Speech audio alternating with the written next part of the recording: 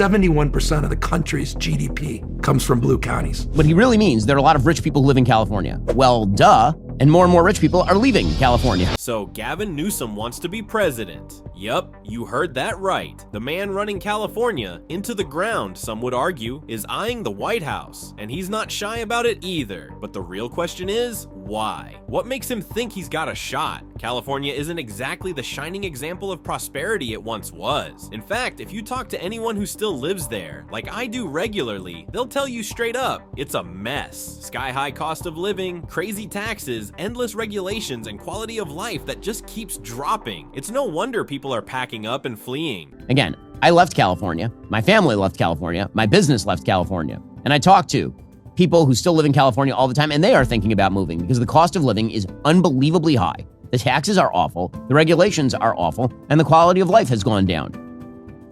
But because Gavin Newsom is trying to pose as the sort of anti-Trump fighter, he thinks that's enough to get him across the finish line in a Democratic primary. I have my doubts. I do not think that the model that Gavin Newsom is pursuing is likely to succeed in a presidential primary for the Democratic Party.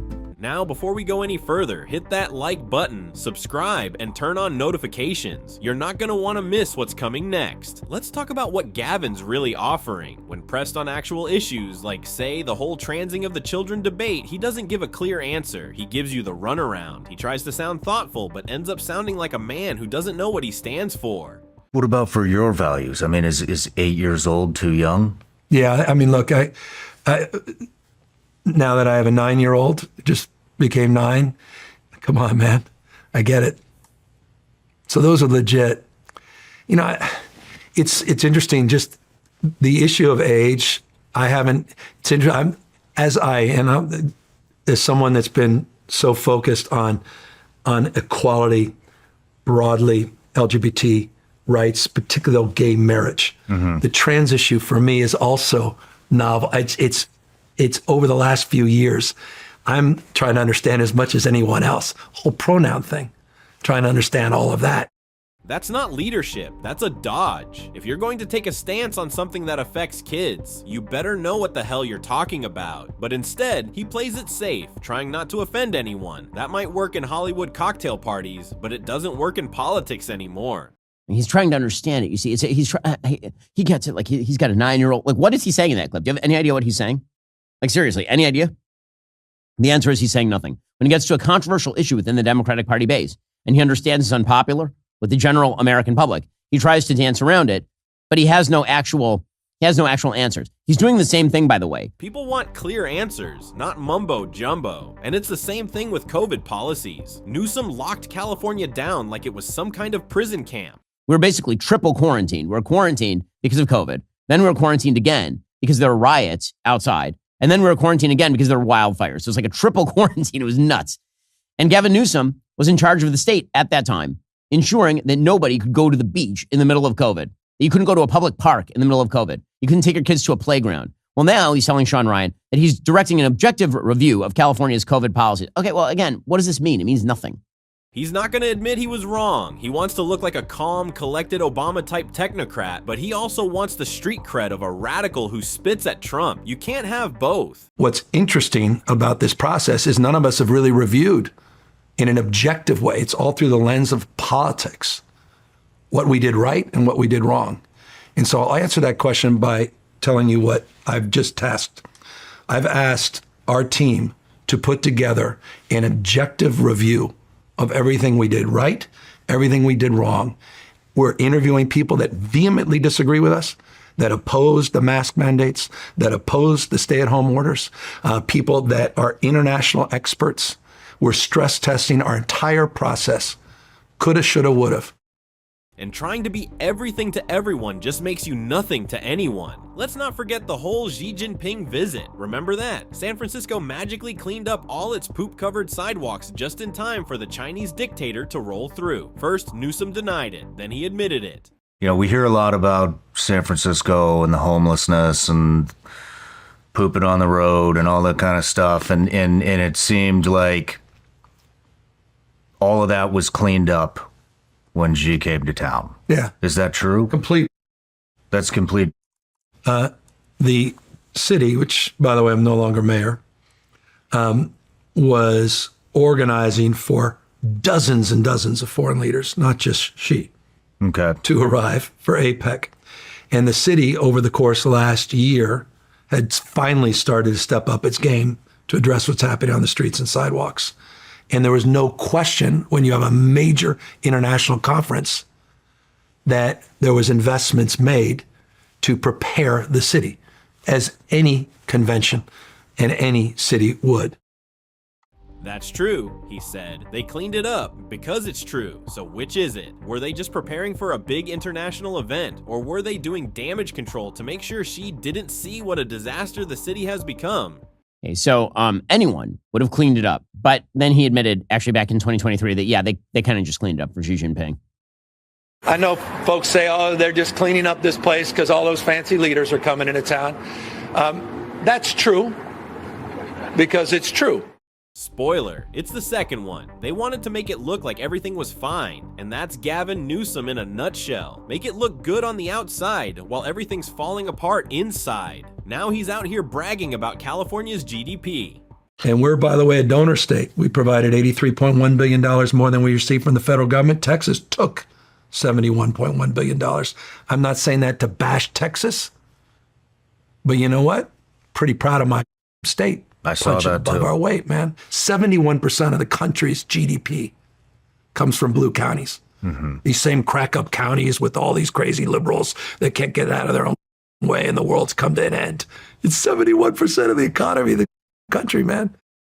Cool story, but wildly misleading. Let's break that down. What he really means is, there are a lot of rich people in California. And yeah, there are. Or at least there used to be. The rich are leaving because they're tired of being taxed to death, tired of crime, tired of watching their cities rot while politicians like Newsom pat themselves on the back. There's no such thing as a donor state. There are individuals in those states who pay the taxes. The California state government is not donating any money to the federal government. People who live in California are paying taxes to the federal government. And then the federal government is spending that money back in California on welfare cases. And so what he really means, there are a lot of rich people who live in California. Well, duh. And more rich people are leaving California. Whenever you use a stat, like it's sort of like when people talk about the country's trade deficit. Okay, if I as an individual make a trade with a foreign country, that is not the United States making a trade with a foreign country. That is me as an individual making a trade with a foreign firm.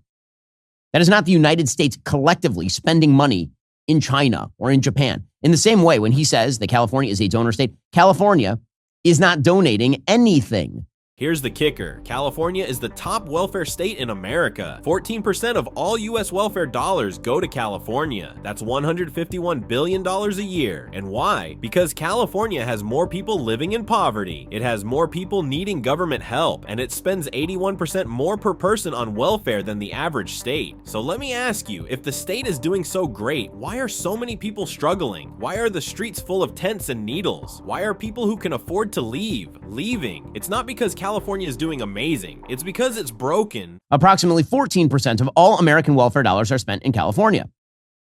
Total U.S. welfare spending as of 2024 was $1.048 trillion. California's welfare spending was about $151 billion annually. Why is California's share so high? Well, California is the most populous state. It has about 12% of the U.S. population. California spends about 81% more per capita on welfare than the average of other states. The state has a higher proportion of residents living below the poverty line, which increases demand for welfare programs. Now, the stats that I'm citing have to do with California state policy. The stat that he's citing has nothing to do with California state policy. It has to do with the fact that a bunch of gigantic industries were founded in California, particularly in the tech sector. And that everyone who can get out is now getting out if they are wealthy. And look, this isn't just about California. This is about what kind of country we want to live in. Newsom wants to export this madness nationwide. He wants to turn America into California 2.0, where virtue signaling is policy and common sense is canceled, where government overreach is praised as compassion, where statistics are twisted until they fit the narrative. That's not the future most Americans want. Most people want freedom. They want safety. They want to raise their kids without the government shoving politics into the classroom and locking down their neighborhoods every time the wind blows. The real question, if you're talking about government policy, is not do cities generate lots of commerce? Because of course they do. You have people who are living very, very close together. And when you have lots of people living in close quarters, Those people tend to congregate and then make businesses. For example, this is why throughout the modern era, the post-industrialization era, people have moved from rural areas to cities. In fact, 94.2% of California's population lives in urban areas. The real question is, what percentage of welfare dollars go to blue cities? Nearly 60% of all welfare cases are found in large urban counties, which are predominantly governed by Democratic blue administrations. Specifically, 89 large urban counties, home to about 1/3 of the U.S. population, account for almost 60% of the nation's welfare caseload. So again, it is predictable that when you have big cities where people congregate, there will be more commerce. The question is, why are there so many poor people in the areas governed by Democrats? In areas that are not poor because they're rural, in areas that are poor because of bad policy making.